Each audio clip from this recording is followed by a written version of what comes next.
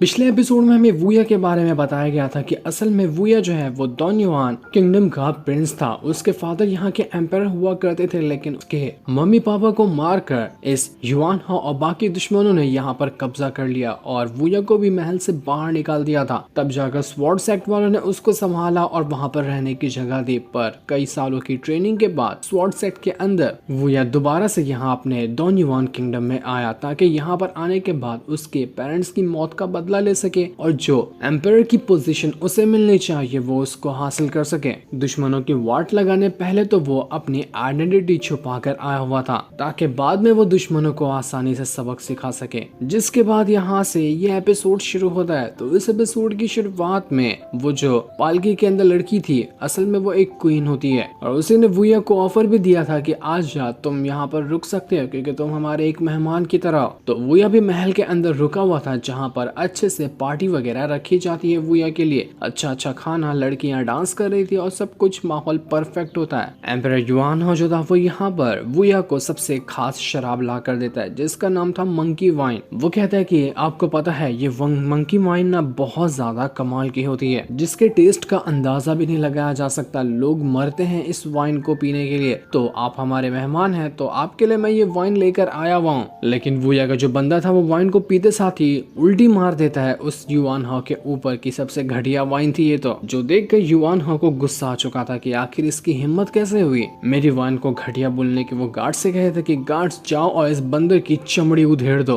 जिंदा नहीं बचना चाहिए ये बंदर। लेकिन वुया जो था वो अपने बंदर को यहाँ पर संभालता है और अपनी पावर का इस्तेमाल करते हुए सारे के सारे गार्ड्स को उड़ाकर वहां से दूर फेंक देता है ताकि वो उसके बंदर को कुछ ना कर सके। क्वीन जो थी वो यहाँ पर कहने लग जाती कि बस बस बहुत हो गया, क्या हो रहा है यहाँ पर। इस वजह से युआन हाओ भी रुक चुका था। वो बंदर से कहता है कि तू मेरे लेवल का नहीं है इसलिए मैं तुझसे फाइट नहीं करूंगा, भाड़ में जा। वो क्वीन यहाँ पर वुया से कह रही होती कि तुम्हें पता है ये जो वाइन है ना वो हमें हमारे एक खास मेहमान ने दिया था। जो वाइन बहुत ज्यादा कमाल की होती है लेकिन तब भी लगता नहीं कि आपको ये वाइन पसंद आई है। तो इसकी वजह से वो जो क्वीन थी वो यहाँ पर कुछ हर्ब्स और काफी कमाल कमाल की चीजें लेकर आ जाती है। एक लड़की थी वो सारी चीजें लाकर वुया को दे देती है। वुया हैरान कि आखिर ये क्या हो रहा है, ये लोग इतने हर्ब्स वगैरह लाकर मुझे क्यों दे रहे हैं, मुझे तो हाल फिलहाल इनकी जरूरत नहीं है। लेकिन देखा जाए तो ये सारे के सारे हर्ब्स बड़े कमाल के हैं। तो वो जो क्वीन थी वो यहाँ पर वुया से कहने लग जाती कि तुम हमारे मेहमान हो और तुम्हें यहाँ का ऑफर किया हुआ शराब पसंद नहीं आया तो हम तुम्हें ऐसे खाली हाथ बैठे हुए थोड़ी ना देख सकते हैं। तो इसके लिए मैंने कुछ हर्ब्स को लेकर आया है, उम्मीद है कि ये हर्ब्स तुम्हें पसंद आएंगे। शराब नहीं तो यही सही, इसे ही तुम अपने पास रख सकते हो। पर वुया को तो हर्ब्स भी नहीं चाहिए थे क्योंकि उसका यहाँ पर आने का तो इंटेंशन कुछ और ही था।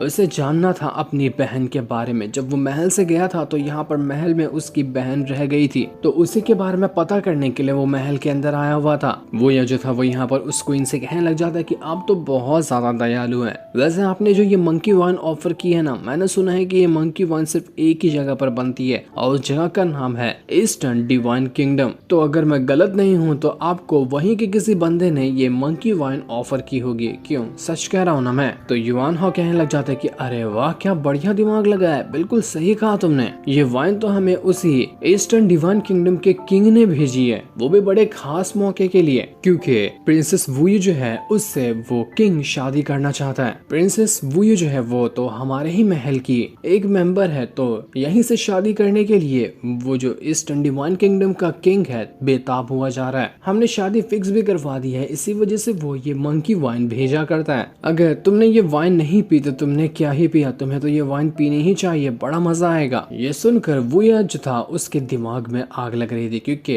प्रिंसेस वुयू जो है ना वो कोई और नहीं बल्कि वुया की ही बहन है और ये लोग उसी की बहन की शादी उस ईस्टर्न डिवाइन किंगडम के किंग से जबरदस्ती करवाने वाले हैं। वुया यहाँ पर कहने लग जाता है कि ये जो सेक्ट है हमारा ये तो हमेशा अच्छाई के रास्ते पे चलता था ना, लोगों की मदद करता था और गलत लोगों का साथ कभी नहीं देता था। तो आपको पता ही है ना कि ईस्टर्न डिवाइन किंगडम जो है वो लोग किस तरह की कल्टीवेशन प्रैक्टिस करते हैं, बिल्कुल ईविल टेक्निक है उनकी। लोगों पर दया दिखाना तो उनको आता ही नहीं, बस लोगों को खिलौने की तरह वो इस्तेमाल करते हैं। तो ऐसी जगह पर प्रिंसेस की शादी करना आप लोगों को सही लगता है क्या? मेरे ख्याल से ये सही चीज बिल्कुल भी नहीं है। तो युआन हाओ कहता है कि अरे वो लोग क्या कल्टीवेशन प्रैक्टिस करते हैं इससे हमें कोई मतलब नहीं है, लेकिन मतलब हमें एक चीज से है क्योंकि ईस्टर्न डिवाइन किंगडम के कुछ बंदों ने हमारे सिपाहियों सिपाहियों को बहुत बुरी तरीके से मारा है।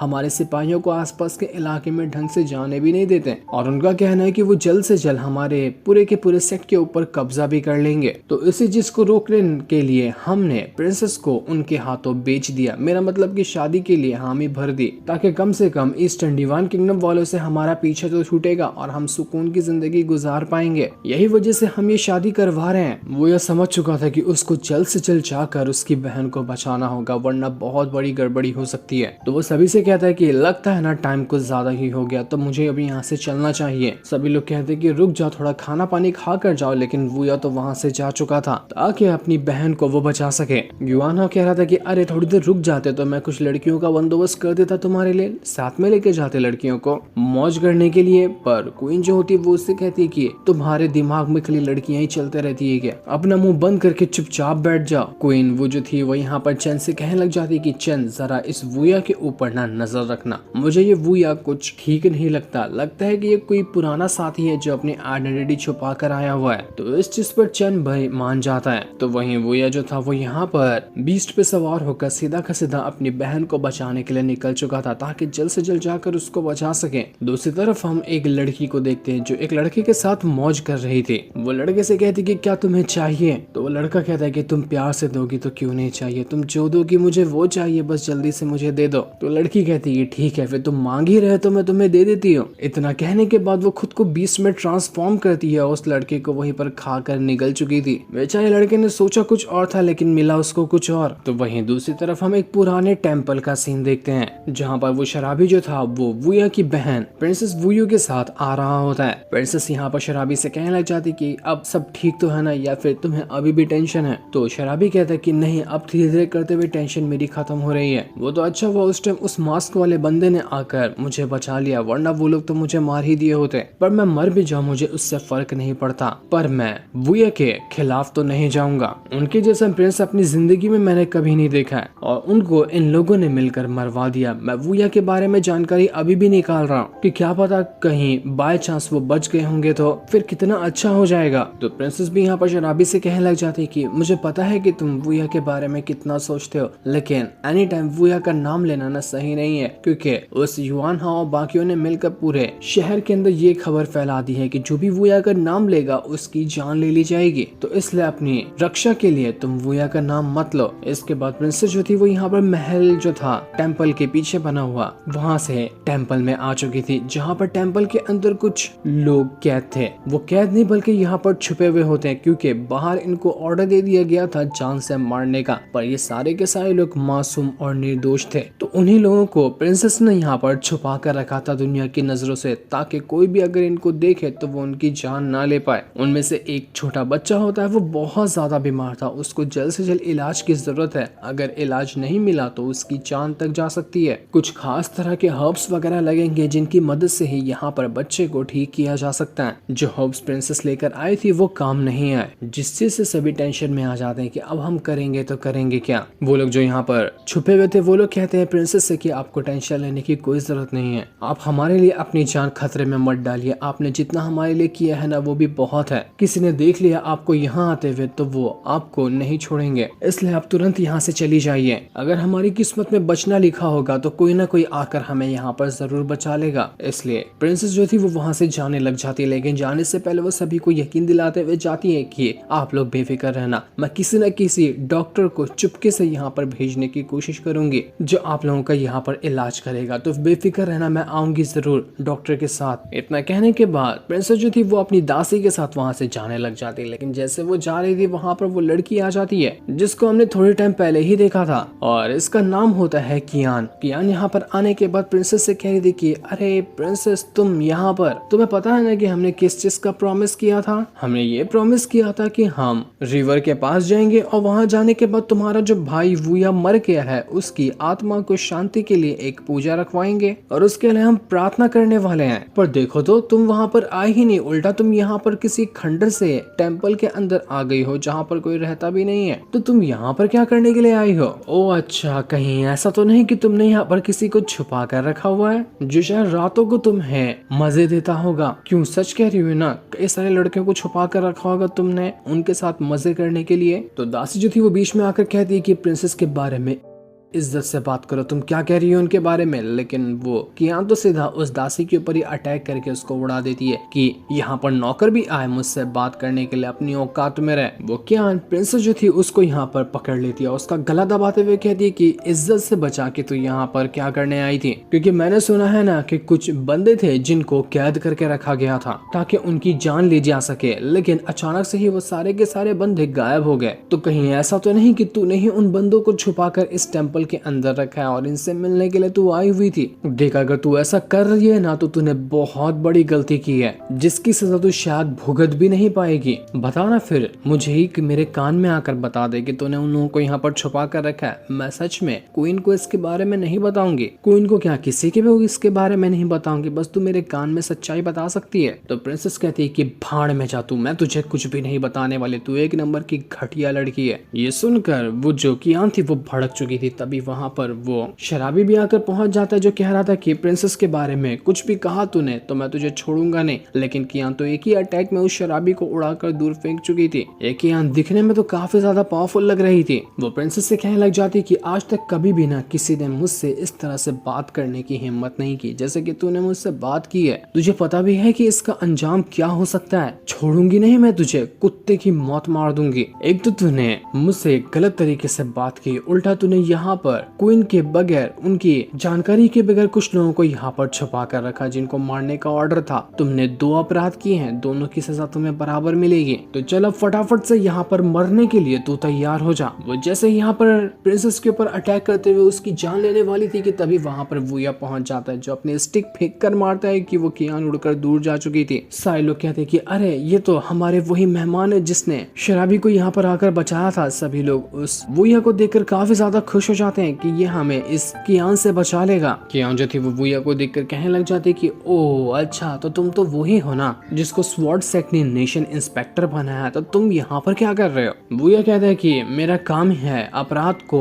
होने से रोकना, तो तुम यहाँ पर एक लड़की के ऊपर अत्याचार कर रही हो तो उसको बचाने के लिए तो मुझे यहाँ पर आना ही था ना। तो कियान कहती कि ओह अच्छा ऐसी बात है, फिर मैं भी तो देखो कि तुम अपनी ड्यूटी किस तरह से करते हो। वैसे एनी टाइम ये मास्क लगाकर क्यों रखते हो। तुम्हें पता है मुझे लड़के ना बहुत ज्यादा पसंद है। पहले तो मैं उनको रुझाती हूँ, फिर उनको अपने पास बुलाती हूँ और अच्छे अच्छे ऑफर देने के बाद मैं उनको सीधा निगल जाती हूँ। वही काम मैं तुम्हारे साथ भी करती, लेकिन तुम तो अपना मास्क उतार ही नहीं रहे। जरा अपना मास्क उतारो, मैं तुम्हारा चेहरा देखना चाहती हूँ कि तुम अच्छे दिखते हो या नहीं दिखते हो। अच्छे दिखे तो तुम्हारे साथ मजे करने के बाद मैं तुम्हें मारूंगी, और बुरे दिखे तो वैसे ही मार दूंगी। मेनलोंग जो थी वो यहाँ पर वूया से कहने लग जाती कि अरे वूया देखो तो क्या कमाल का ऑफर दे रही है। लगता है तुम्हारी आगे की लाइफ ना खाली लड़कियों के बीच में ही घूमने वाली है। ये तो तुम्हें मारने से पहले तुम्हारे साथ रंगरेलियां मनाने का ऑफर दे रही है। जाओ जाओ मौज करो, तुम्हारी तो मजे हो गई ना। लेकिन ये सुनकर वूया को आ चुका था गुस्सा। वो यहाँ पर कियान से कहता कि बस बहुत हो गया, तुम मुझसे इस तरह से बात नहीं कर सकती। वो अपनी पावर का इस्तेमाल करते हुए कियान के साथ ही भिड़ चुका था ताकि दोनों जब एक दूसरे से फाइट करे तो वूया उसको हरा सके। कियान यहाँ पर उससे कह रही थी कि तू अपनी पावर देखा है, तेरा पावर जो है ना वो सिर्फ बॉडी रिफाइनमेंट के 9th लेवल की है, और तू मुझसे आया है फाइट करने के लिए। मेरा लेवल बॉडी रिफाइनमेंट का 10th लेवल है, मैं तेरे से 1 लेवल आगे हूँ, और फिर भी तुझे लगता है कि तू मुझे हरा सकता है। ऐसा कभी होगा ही नहीं, कुत्ते की मौत मारूंगी मैं तुझे। वो दोनों अपनी पावर का इस्तेमाल करते हुए एक दूसरे के ऊपर अटैक करना शुरू कर चुके थे, लेकिन वूया यहाँ पर उसको बहुत मारता है, जिस वजह से वो जो कियान थी वो यहाँ पर ढंग से टिक नहीं पा रही थी वूया के सामने। बची कुची कसर तो यहाँ पर वो बंदर भी आकर पूरा करने लग जाता। उसको भी मौका मिलता तो वो पत्थर ही उठाकर फेंक कर मार रहा था उस कियान को, जिसके बाद वूया भी बीच में आकर एक से बढ़कर एक अटैक उसके ऊपर करना शुरू कर देता है, जिस वजह से कियान की हालत खराब हो चुकी थी। और जब उसकी हालत खराब हुई होती है तो वो अपने ओरिजिनल फॉर्म में आ जाती है, जो कि उसका बीस्ट अवतार है। ये असल में एक बीस्ट ही है और खुद को एक लड़की में बदल सकती है ताकि लोगों को अपने जाल में फंसाते हुए उनको अपना खाना बना सके।